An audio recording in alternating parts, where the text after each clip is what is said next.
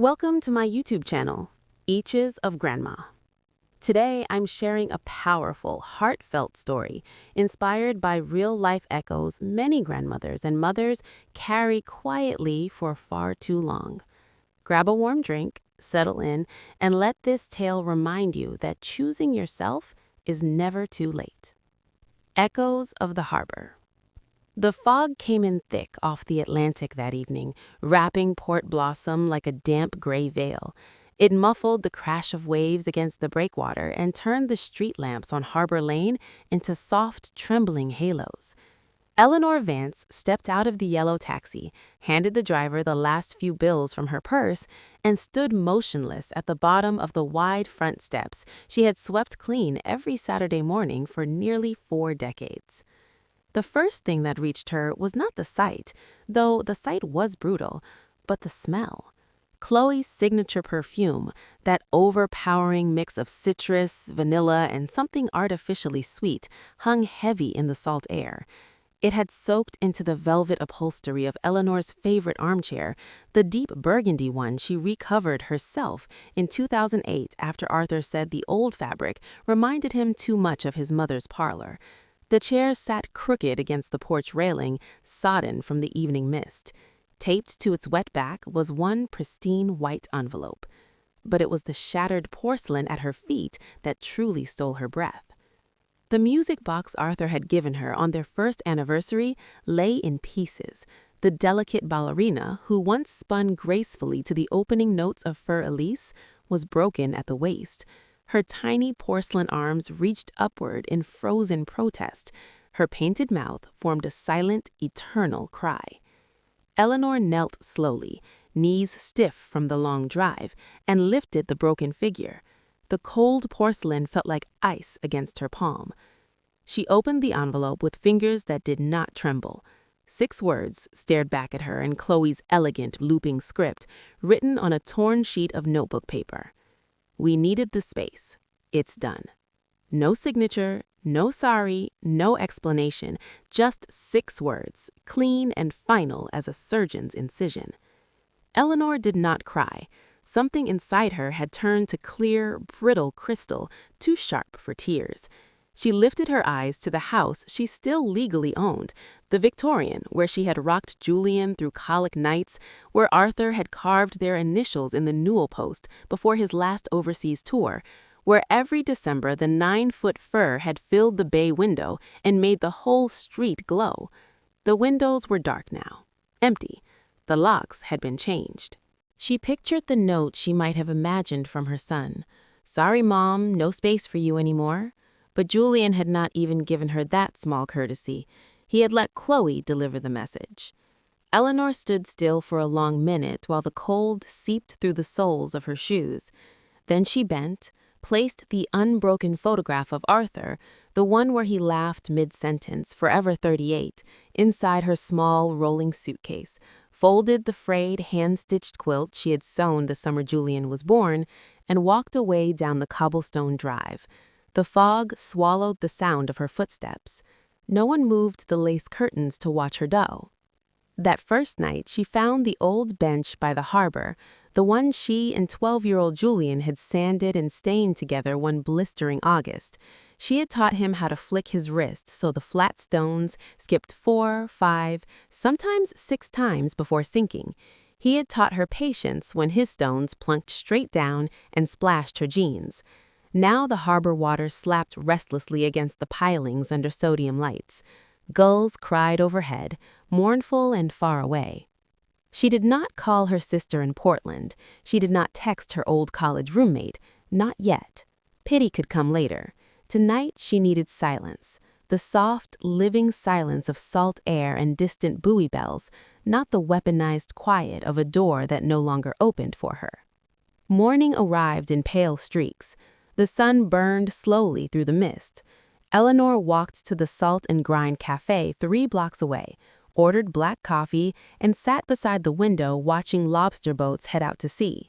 Her phone was dead. She had not packed a charger, certain she would be home by nightfall. She paid with the last available balance on her debit card and kept moving. By mid-morning, her path took her past the new marina development.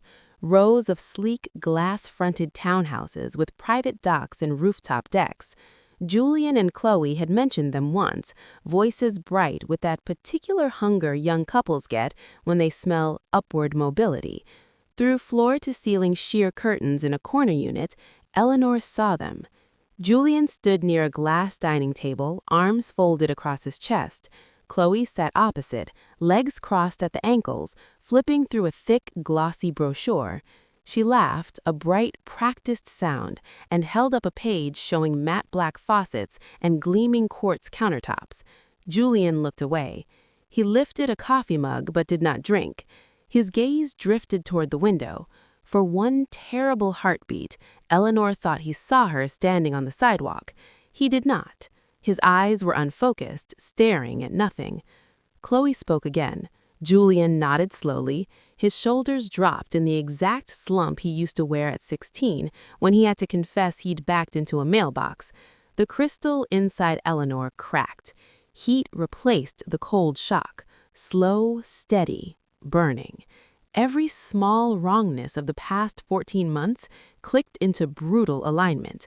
Chloe insisting on helping reorganize the household accounts, quietly collecting every password. Julian gently steering every conversation away from roof repairs, furnace replacement, anything that smelled of permanence. The strange legal-sized envelopes addressed to him at her address that he opened quickly and tucked away. The tiny hesitations in his voice she had blamed on long hours at the investment firm. She had not missed the signs. She had chosen not to see them, because seeing them would mean admitting her only child had decided she was expendable. Eleanor stood frozen on the sidewalk until the curtain shifted, then turned and walked away. Her legs felt weighted with concrete, not exhaustion, but the crushing gravity of deliberate betrayal. The public library on Maple Street offered anonymity and electrical outlets. She found a secluded carrel near the back stacks, plugged in her phone. It buzzed to life. One notification, a missed call from Julian at 11:42 p.m. the previous night. No voicemail, no text, just a single perfunctory breadcrumb. Eleanor? Eleanor Vance? The voice cut through the fog in her head like a lighthouse beam. Isabel Rossi stood in the aisle, gray hair pulled into a neat chignon, rimless glasses, the same sharp, pragmatic gaze Eleanor remembered from 23 years of reading fine print together at the insurance firm. They hugged briefly. Isabel did not waste time on pleasantries. She led Eleanor to a small sitting area near the periodicals and waited. Eleanor told her everything in a low, steady voice. When she finished, Isabel leaned forward. I ran into Chloe at the Chamber of Commerce mixer last week. She was positively glowing, talking about refreshing the family home, hinting at a quick sale so they could invest in one of those new units. I assumed you were already on board with downsizing. Eleanor let the silence speak. Isabel asked the only question that mattered right then. Do you have clear title? Yes, Arthur and I made sure of it, solely in my name. Isabel's mouth tightened. Double-check everything. I've consulted on cases exactly like this. A younger spouse or child quietly shifts utilities, reroutes mail, forges small signatures, builds a paper trail that paints the elder as incompetent. Then they move fast. Power of attorney, conservatorship petition, house flipped in weeks. The recognition hit Eleanor like cold seawater. Chloe taking over the utility payments, Julian forgetting to hand her the property tax bill, the checkbook that vanished last spring and reappeared weeks later with new checks missing. Isabel pressed a business card into her hand, her new consulting firm specializing in helping women navigate exactly these family legal traps. Too many of us get edged out by polite lies and paperwork, she said, eyes flashing. Call me tomorrow morning. That afternoon, Eleanor rented a small P.O. box at the Federal Building downtown. A plain metal drawer, a foothold no one could touch. Evening found her in a modest hotel room overlooking the marina. She lay on the thin comforter, staring at the ceiling fan, and felt something unfamiliar. Not grief, but the unnerving calm that settles just before a person decides to become the storm. The key to her old loft above the harbor bookstore still worked. The narrow wooden door swelled slightly in the damp sea air, just as it always had. Inside smelled of lemon oil, dust, and old books. In the locked filing cabinet behind the desk, beneath a stack of expired life insurance policies, lay the original deed, the notarized title, the co-ownership agreement Arthur had drafted in his careful, slanted handwriting. Everything was unequivocally hers. Julian's name appeared nowhere. They had deliberately kept him free to build his own path. Among a stack of recent mail she had grabbed before leaving, utility bills now addressed to Chloe, a transfer request form bearing a clumsy, almost mocking forgery of Eleanor's signature. Surgical, deliberate, insulting. Eleanor placed the deed, the agreement, and the forged document inside the small, fireproof safe bolted under the desk. She turned the dial, heard the lock engage, and exhaled. They believed she had been erased. They had no idea what she still held. The next morning, she met Isabel at a quiet corner table in the Salt and Grind. Eleanor spread the documents across the scarred wood. Isabel read every page with the same meticulous focus she once used on million-dollar marine cargo claims. "This is textbook groundwork for a forced sale or equity theft," Isabel said quietly. "They're constructing a narrative that you're no longer competent to manage your affairs. They're betting you won't fight." The words did not wound. They simply confirmed what Eleanor's gut already knew. Isabel laid a single phone call. Within minutes, she slid another name across the table: Silas Croft, semi-retired estate attorney, famous in legal circles for methods that were unorthodox, relentless, and almost always successful. He doesn't just read contracts, he reads people. 2 days later, Eleanor stood on the wide porch of Silas Croft's office, a beautifully restored 1840s captain's house perched above the sea. Silas was taller than she. Expected, silver hair swept back, eyes the color of winter ocean. He greeted her with a calm nod and led her into a book-lined study that smelled faintly of pipe tobacco and old leather. He read the entire file without speaking. When he finished, he folded his hands on the desk. "None of this alters the legal reality," he said in a low, resonant voice. "You remain the sole owner. The utility switches, the mail redirection, the forged signatures, they are circumstantial at best. If they attempt to use any of it to secure credit, sell, or encumber the property, it becomes provable fraud." He outlined the strategy in precise, unemotional steps: formal cease and desist letters delivered by courier, a notice filed with the county clerk flagging the property against unauthorized transactions, a protective memorandum sent to every major real estate board in the region warning that any claim not originating directly from Eleanor Vance should be treated as suspect. It was not fireworks, it was masonry, brick laid on brick until the wall was unbreakable. Eleanor signed where he indicated. Her hand did not shake. That same afternoon, couriers in navy blazers delivered thick manila envelopes to Julian's downtown investment firm and to Chloe's upscale wellness spa on Ocean Drive. Silence, they had assumed, meant surrender. They had miscalculated. The first call came on a quiet Wednesday afternoon. Julian's name lit up her screen. Eleanor let it ring 6 times before it stopped. Minutes later, a text from Chloe appeared. "You didn't have to do this." Eleanor stared at the words for a long moment, then typed one reply. "Every action has a consequence." She hit send and turned the phone face down. The next morning, she walked the familiar streets of her old neighborhood. From 2 blocks away, she could see the house, blinds drawn tight like closed eyelids. At noon, Isabel called. "Julian emailed me asking if the documents were legitimate."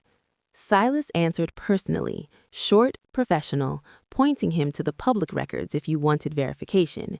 No drama, just granite. That evening, Julian appeared at the loft door. He knocked softly, waited. Eleanor opened the door just wide enough to see his face. He looked exhausted, hollow-eyed, more confused than angry. "Can we talk?" he asked. She stepped aside, not an invitation, but proof she was no longer afraid. He stood awkwardly in the small living area. He said he hadn't known about the forgeries. Chloe had taken charge because she worried Eleanor was becoming frail. It was never supposed to go this far. Half-truths stacked on lies. Eleanor listened in silence. When he ran out of words, she asked the only question that still mattered. "Why didn't you stop her?" Julian stared at the floorboards. "I didn't want the conflict," he mumbled. "It felt easier to let her handle it. I didn't think you'd push back." He had not chosen Chloe over his mother. He had chosen peace over principle, comfort over character. That was the wound that cut deepest. When he left, Eleanor closed the door gently and felt the last illusion of family slip away. In its place came something quieter, stronger, herself. Days later, another move arrived. A courier-delivered carbon copy of a real estate firm's internal inquiry requesting pre-sale documents for the Harbor Lane property. They were probing the wall. Eleanor called Silas. By close of business, he had filed a second-tier restriction directly with the realtor. Any future inquiry would require her personal, notarized authorization. The sheer nerve of it stunned her.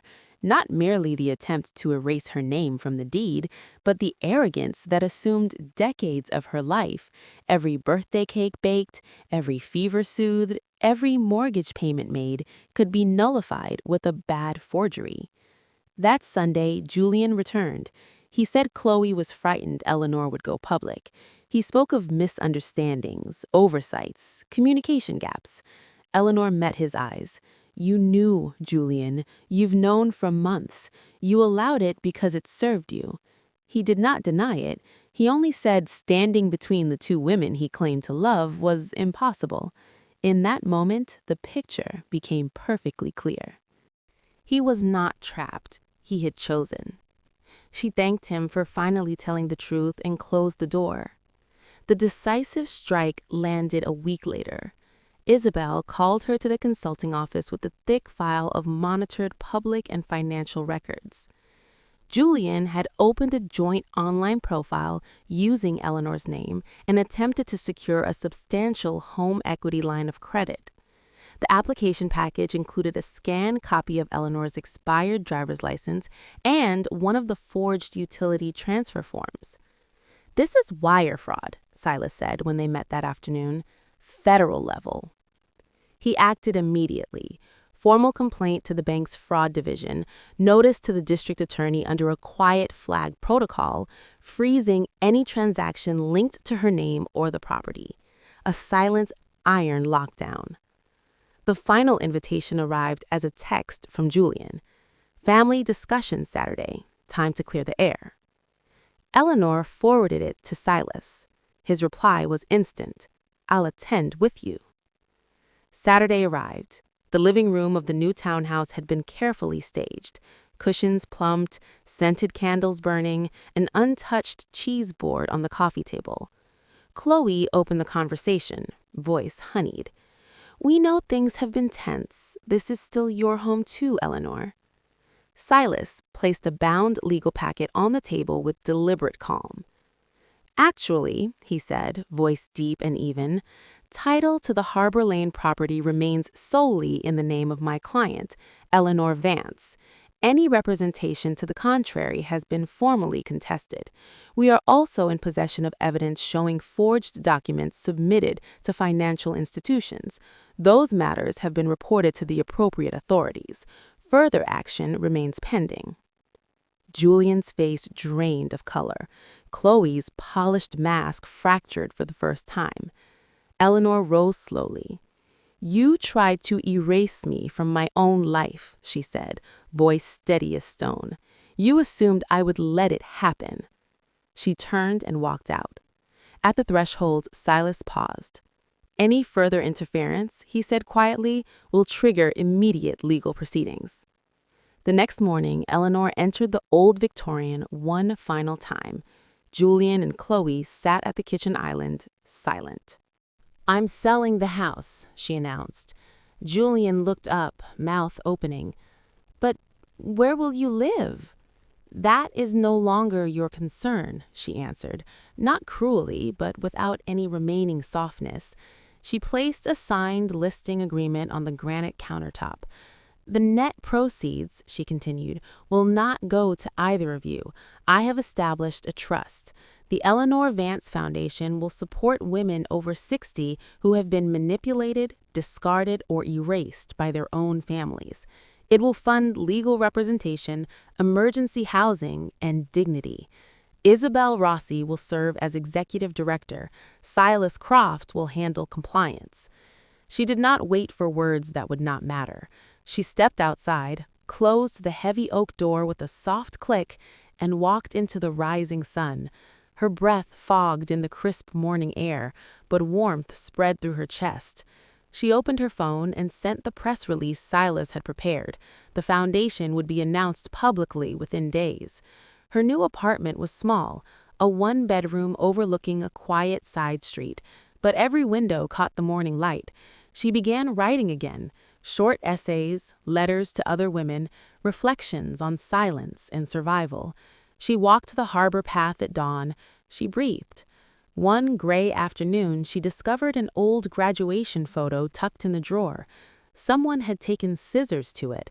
Her face had been cut out with surgical neatness, leaving only a clean oval of absence. She studied the mutilated picture, not with sorrow, but with calm recognition.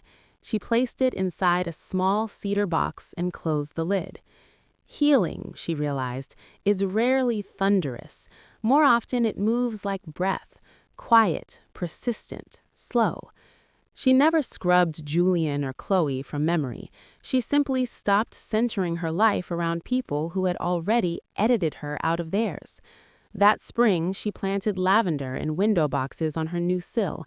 The stems grew crooked, uneven, stubborn, but they bloomed, tiny purple flowers stubborn against the salt wind. That was enough. If this story settled somewhere soft inside you, thank you for staying with me until the end. So many grandmothers, so many mothers walk years of silence before they finally choose themselves. Have you ever felt erased? Not by cruel words, but by quiet absence. Your story carries weight, and sometimes just by telling it, we begin to bloom again, quietly, steadily, in light that finally belongs to us. Thank you for being here with me on Eaches of Grandma. If this resonated, please like, share, and subscribe so more women know they are not alone. Drop a comment below. Your voice matters.